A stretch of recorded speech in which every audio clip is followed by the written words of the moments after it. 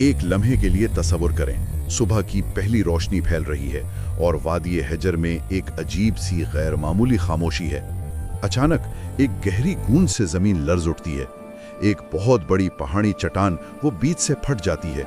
हर तरफ धूल का तूफान उठता है और इसके अंदर से एक अजीमुशान ऊँटनी नमूदार होती है। ये कौम समूद की कहानी का वो लम्हा है जहाँ सब कुछ बदल जाता है। आज हम कुरान की रोशनी में उसी कौम की कहानी का गहराई से जायजा ले रहे हैं। ये सिर्फ एक किस्सा नहीं, बल्कि ये समझने की कोशिश है कि एक ऐसी तहजीब जो टेक्नोलॉजी और फन तामीर में अपने उरूज पर थी, आखिर तबाही के दहाने पर कैसे पहुंची। और ये सवाल आज भी उतना ही अहम है जितना हजारों साल पहले था। ये कहानी दरअसल टेक्नोलॉजिकल तकब्बुर की एक बेहतरीन मिसाल है। जब कोई कौम अपनी बनाई हुई चीजों पर, चाहे वो पहाड़ों में तराशे घर हों या आज के दौर की कोई जदीद ईजाद, इतना फख्र करने लगे कि वो खुद को फितरत और इखलाकियात से बालातर समझने लगे, तो समझें तबाही का स्टेज तैयार हो जाता है। कौम समूद की कहानी इसी नफ्सियात को खोलकर हमारे सामने रखती है। चले फिर इसी नफ्सियात को समझने के लिए शुरू से शुरू करते हैं। ये कौम समूद कौन थे? हमारे जराए बताते हैं कि इनका ताल्लुक कौम आद के उन बच जाने वाले मोमिनीन से था जो हजरत हूद अलैहिस्सलाम पर ईमान लाए थे। जी, यानी इन्हें एक बिल्कुल नई शुरुआत का, एक सेकंड चांस का मौका मिला था। बिल्कुल, और उन्होंने इस मौके का भरपूर फायदा उठाया। वो एक बहुत जरखेज वादी में आबाद हुए जिसे वादी हिजर कहा जाता है, और अल्लाह ने उन्हें गैर मामूली सलाहियतों से नवाजा था, खास तौर पर पत्थर और पहाड़ तराशने का हुनर। अच्छा, लेकिन ये सिर्फ घर बनाना नहीं था, वो पहाड़ों के अंदर पूरे के पूरे शहर तराश लेते थे। उनका फन मतलब उनके माहौल पर मुकम्मल कंट्रोल का एक तरह से ऐलान था। यहाँ एक बात मेरे जहन में आ रही है, जब आप अपने माहौल को इस तरह काबू कर सकते हो कि पहाड़ों को खिलौनों की तरह तराश लें, तो इससे आपकी नफ्सियात पर क्या असर पड़ता होगा? यकीनन बहुत गहरा असर पड़ता होगा। क्या आप खुद को नाकाबिले शिकस्त नहीं समझने लगते? यकीनन, और यही उनके जवाल का बीज था। उनकी जुबान पर ये जुमला आम था, हमसे ज्यादा ताकतवर कौन है? वो अपनी आलीशान इमारतों को देखकर ये भूल गए कि ये हुनर और ये ताकत अल्लाह की दीन थी। उन्होंने अपनी कामयाबी को अपनी जहानत और ताकत का नतीजा समझा, और बस यहीं से शुक्रगुजारी की जगह तकब्बुर ने ले ली। आहिस्ता आहिस्ता वो अल्लाह को छोड़कर अपनी ही बनाई हुई चीजों और बुतों की पूजा करने लगे। और जब माशरे में तकब्बुर आता है तो उसका पहला शिकार कमजोर तबका होता है। जराए बताते हैं कि उनमें तबकाती निजाम बहुत सख्त हो गया था। सरदारों की बात कानून थी और गरीबों का इस्तेहसाल आम था। यानी उनकी बनाई हुई शानदार इमारतों के अंदर एक खोखला माशरा पनप रहा था। बिल्कुल, उनकी मजबूती सिर्फ जाहिरी थी। उनका असल मसला उनका समाजी और इखलाकी ढांचा था जो टूट फूट का शिकार था। और ऐसे ही माहौल में अल्लाह ने उन्हीं की कौम के एक मुअज़्ज़ज़ शख्स हजरत सालेह अलैहिस्सलाम को नबी बनाकर भेजा। हजरत सालेह ने उन्हें बहुत सादा पैगाम दिया, सिर्फ एक अल्लाह की इबादत करो, उसके सिवा कोई माबूद नहीं। लेकिन उनके सरदारों का रद्द अमल बहुत दिलचस्प था। उन्होंने ये नहीं कहा कि तुम झूठ बोल रहे हो, बल्कि उन्होंने कहा, सालेह, कल तक तो तुम हमारे सबसे अक्लमंद और पसंदीदा शख्स थे, हमें तुमसे बड़ी उम्मीदें थी जी, लेकिन आज तुम हमें हमारे बाप दादा के माबूदों से रोक रहे हो। ये रद्द अमल उनकी जहनी हालत को जाहिर करता है। वो कह रहे थे कि तुम हमारे सिस्टम का हिस्सा थे, तुम हमारे बनाए हुए उसूलों पर चलते तो बहुत आगे जाते, लेकिन तुमने उस निजाम को चैलेंज करके हमें मायूस किया है। सही। ये हमेशा से ताकतवर तबके का मसला रहा है। वो किसी भी ऐसी आवाज को बर्दाश्त नहीं करते जो उनके बनाए हुए निजाम और इख्तियारात को चैलेंज करे। तो उन्होंने सबूत मांगा, और सबूत भी अपनी पसंद का। उन्होंने हजरत सालेह को चैलेंज किया कि अगर तुम सच्चे हो तो सामने वाली इस ठोस चट्टान से एक जिंदा ऊंटनी निकाल कर दिखाओ। ये मुतालबा अपने आप में इनके तकब्बुर की अलामत है। इसको एक और जाविये से देखें, उनका सबसे बड़ा हुनर क्या था? पत्थर तराशना। बिल्कुल। तो उन्होंने कहा, जिस चीज पर हमें मुकम्मल कंट्रोल हासिल है, यानी पत्थर, उसी से हमें अपनी कुदरत से बड़ी कुदरत दिखाओ। یہ اللہ کی قدرت کا براہ راست امتحان لینے کے مترادف تھا۔ وہ دیکھنا چاہتے تھے کہ کیا کوئی طاقت ان کے ہنر سے بھی بالاتر ہے۔ اور پھر وہ معجزہ ہوا جس کا ہم نے شروع میں ذکر کیا۔ حضرت صالح علیہ السلام کی دعا سے پہاڑ پھٹا اور ایک عظیم الشان اونٹنی نمودار ہوئی۔ قرآن اسے صرف اونٹنی نہیں کہتا بلکہ ناقۃ اللہ کہتا ہے، یعنی اللہ سے براہ راست منسوب اونٹنی۔ اور اس نام کی بڑی اہمیت ہے۔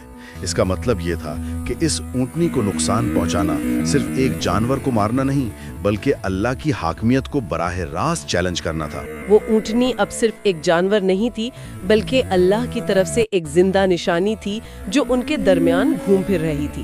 اور اس نشانی کے ساتھ ایک امتحان بھی جڑا ہوا تھا، ایک سماجی اور معاشی امتحان۔ انتظام یہ تھا کہ وادی کا کنواں ایک دن اونٹنی کے لیے مخصوص ہوگا اور اگلے دن پوری قوم کے لیے۔ یہ بظاہر ایک سادہ سا انتظام لگتا ہے نا، لیکن در حقیقت یہ ان کی پوری سوسائٹی کے لیے ایک ٹیسٹ تھا۔ یہ وسائل کی تقسیم، صبر اور اللہ کے حکم کی اطاعت کا امتحان تھا، اور اللہ نے اس امتحان کے ساتھ ایک انعام بھی رکھا تھا۔ جس دن اونٹنی پانی پیتی وہ اتنا دودھ دیتی کہ پوری بستی کی ضرورت پوری ہو جاتی۔ یہ ایک طرح سے ان کے صبر کا فوری معاوضہ تھا۔ تو پھر مسئلہ کیا تھا؟ وہ اس سادہ سے انتظام کو برداشت کیوں نہ کر سکے؟ کیا یہ صرف پانی کا مسئلہ تھا؟ نہیں، یہ پانی کا مسئلہ تھا ہی نہیں، یہ اختیار اور انا کا مسئلہ تھا۔ ان کے سرداروں کو یہ محسوس ہوا کہ ایک اونٹنی ان کے وسائل پر حکومت کر رہی ہے، ان کی آزادی، ان کا کنٹرول چھن گیا ہے۔ ایک ایسی قوم جو پہاڑوں کو کنٹرول کرتی تھی، وہ ایک اونٹنی کے بنائے ہوئے شیڈیول کو کیسے برداشت کرتی؟ ان کی انا اس امتحان میں بری طرح ناکام ہو گئی۔ اچھا، تو یہ صرف انا کا مسئلہ تھا یا اس کے پیچھے کوئی معاشی وجہ بھی ہو سکتی تھی؟ کیا پانی کی تقسیم کا یہ نیا نظام ان کے سرداری نظام اور دولت کی تقسیم پر اثر انداز ہو رہا تھا؟ یہ بہت اہم نقطہ ہے۔ بالکل ہو رہا تھا۔ وہ سردار جو پانی کے وسائل کو کنٹرول کرتے تھے، ان کا اختیار کمزور پڑ رہا تھا، اور جو غریب لوگ تھے انہیں اونٹنی کی وجہ سے مفت دودھ مل رہا تھا، جس سے شاید ان کا انحصار امیروں پر کم ہو رہا تھا۔ صحیح۔ وہ اونٹنی صرف ایک مذہبی نشانی نہیں تھی بلکہ وہ ان کے قائم کردہ سماجی اور معاشی نظام کے لیے ایک چیلنج بن گئی تھی۔ تو جب کچھ غریب لوگ ایمان لانے لگے تو سرداروں کو اپنا اقتدار خطرے میں نظر آیا۔ انہوں نے فیصلہ کیا کہ اس نشانی کو ہی ختم کر دیا جائے تاکہ حضرت صالح کا اثر ختم ہو جائے۔ یہیں سے وہ سازش شروع ہوئی جس نے ان کی قسمت پر مہر لگا دی۔ جی، اور اس سازش میں بھی ان کے معاشرے کی اخلاقی گراوٹ نظر آتی ہے۔ ایک امیر عورت نے لالچ دیا کہ جو اونٹنی کو قتل کرے گا وہ اپنی بیٹی کی شادی اس سے کرے گی، یعنی جرم کے لیے دولت اور عورت کا لالچ دیا گیا۔ یہ ظاہر کرتا ہے کہ ان کے نزدیک اقدار کیا تھیں۔ اور پھر قوم کے کچھ نوجوانوں نے گھات لگا کر اس اونٹنی پر حملہ کر دیا۔ پہلے اسے زخمی کیا اور پھر سب نے مل کر اسے قتل کر دیا۔ اس کے بعد ذرائع کے مطابق پوری قوم نے جشن منایا۔ وہ چیخ رہے تھے، ہم نے اونٹنی کو مار ڈالا، اب سارا پانی ہمارا ہے۔ وہ لمحہ ان کی فتح کا نہیں بلکہ ان کی اخلاقی موت کا اعلان تھا۔ انہوں نے صرف ایک جانور کو نہیں مارا تھا، انہوں نے اللہ کی نشانی کو رد کیا تھا، اس کا مذاق اڑایا تھا اور اللہ کے خلاف کھلی بغاوت کا اعلان کیا تھا۔ یہ وہ جرم تھا جس کے بعد مہلت ختم ہو جاتی ہے۔ جب حضرت صالح وہاں پہنچے تو انہوں نے اپنی قوم سے کہا، اب اپنے گھروں میں 3 دن اور لطف اٹھا لو، یہ وعدہ جھوٹا نہیں ہو سکتا۔ قوم نے اس کا بھی مذاق اڑایا، لیکن پھر عذاب کا کاؤنٹ ڈاؤن شروع ہو گیا۔ زرد پڑ گئے، دوسرے دن سرخ ہو گئے اور تیسرے دن سیاہ ہو گئے۔ اچھا، اب انہیں اندازہ ہوا کہ خطرہ حقیقی ہے۔ ان کے مضبوط گھر جو انہوں نے پہاڑوں میں تراشے تھے انہیں محفوظ نہیں رکھ سکتے تھے۔ وہ خوف زدہ ہو کر اپنے قلعوں میں چھپ گئے۔ اور پھر چوتھے دن فجر سے پہلے آسمان سے ایک ہیبت ناک چیخ آئی۔ قرآن اسے الصیحہ کہتا ہے، ایک ایسی آواز جس نے ہر چیز کو چیر کر رکھ دیا۔ اس ایک چیخ نے ان کے دل پھاڑ دیے اور وہ اپنے گھروں میں اوندھے پڑے رہ گئے۔ ان کی ٹیکنالوجی، ان کی طاقت، ان کے تراشے ہوئے محل، کچھ بھی انہیں اس عذاب سے نہ بچا سکا۔ اور یہ انجام بھی بہت علامتی ہے۔ ایک ایسی قوم جو اپنی مادی طاقت اور تعمیرات پر گھمنڈ کرتی تھی، اسے کسی لشکر یا طوفان سے نہیں بلکہ ایک غیر مادی چیز، ایک آواز سے تباہ کیا گیا۔ یہ اس بات کی نشانی ہے کہ اصل طاقت مادی نہیں ہوتی. ان کے پتھر کے قلعے ایک آواز کی لہر کے سامنے بالکل بے بس ہو گئے. تو اس سب کا کیا مطلب ہے؟ یہ کہانی ایک ایسی قوم کی ہے جسے اللہ نے بے پناہ نعمتوں اور صلاحیتیں دیں، لیکن انہوں نے شکر کے بجائے تکبر کا راستہ چنا اور انصاف کے بجائے ظلم کا نظام قائم کیا. جب انہیں ایک واضح نشانی کے ذریعے اصلاح کا موقع دیا گیا تو انہوں نے اسے بھی اپنی انا کی راہ میں رکاوٹ سمجھ کر مٹا دیا. بالکل. مدائن صالح کے خنڈرات آج بھی اس بات کی گواہی دیتے ہیں. اس کہانی کا اصل سبق یہ ہے کہ قومیں اپنی عالیشان عمارتوں یا تکنیکی ترقی سے نہیں بچتیں، بلکہ اپنے اخلاقی اور روحانی اصولوں سے بچتی ہیں. جب طاقت شکر گزاری اور انصاف سے خالی ہو جائے تو وہ خود انسان کی سب سے بڑی دشمن بن جاتی ہے. قوم سمود کو ایک ایسی واضح نشانی دی گئی جسے وہ روز اپنی آنکھوں سے دیکھتے تھے اور چھو سکتے تھے. یہ بات سوچنے پر مجبور کرتی ہے کہ آج کی دنیا میں جہاں ایسے کھلے معجزات نہیں ہیں، وہ کون سی نشانیاں یا واضح حقیقتیں ہیں جنہیں ہم شاید نظر انداز کر رہے ہیں؟